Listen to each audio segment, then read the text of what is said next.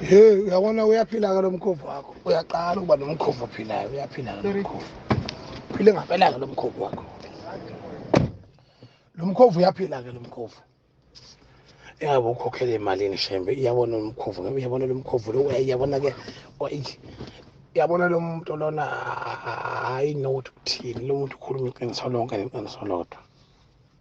Ungabantu lokucabanga ukuthi uzothola izibusiso ngokuhambe ucente igceke, akunjalo.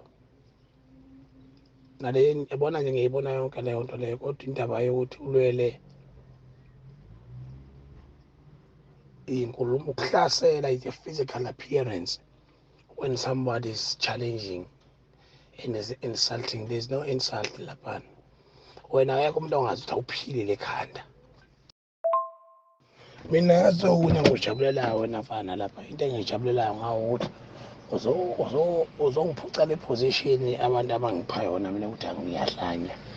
Ngiyajabula mina iy'nhlanya ke zibe ningi njengoba uhlanya impela nje ikhanda lakho lingasebenzi. Mina-ke uyangiphilisa wena ngokuhlanya kwakho. Someone talking.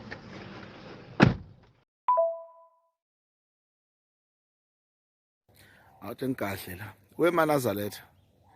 Kahle nini bakithi? Musana ukuganga ngathi. Musana lokhu nilwisa lo mfana oshaya ikhanda nimlwisela indaba kaShembe. uShembe uyinkosi, uShembe wakhishwa uNkulunkulu ukuthi ezomela isizwe simnyama sonke bhuqa. Sibe noNkulunkulu waso njengoba izizwe zonke zinoNkulunkulu bazo. Nina musani ukulwela uShembe sengathi manje uShembe ungumuntu nje oyisigwilo nezinkabi zakhe senzenza izinkabi kaShembe. Lo mfana mayenza iphutha uNkulunkulu lona uzoyilwela yena, ningasho lutho nina. Musani ukuyenza lento amadodeni enzayo niphuphise isithunzi sikaShembe.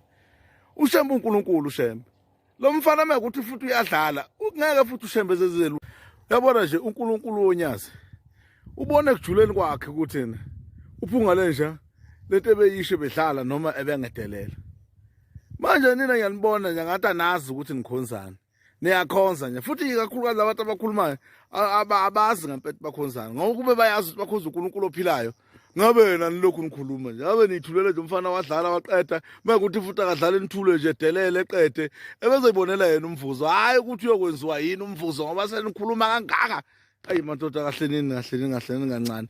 Mina njengemina ngisizilolena mina. Mina angisoti kwaShembe kodwa ngiyazi ukuthi uShembe uNkulunkulu noma kungakhonzi khona. Nina into ibuye lihluphe i1. Nazi ukuthi yena uShembe uNkulunkulu wena nina nodwa. Nina nisontayo. Kanti lutho total is wrong uma ucabanga kanjalo.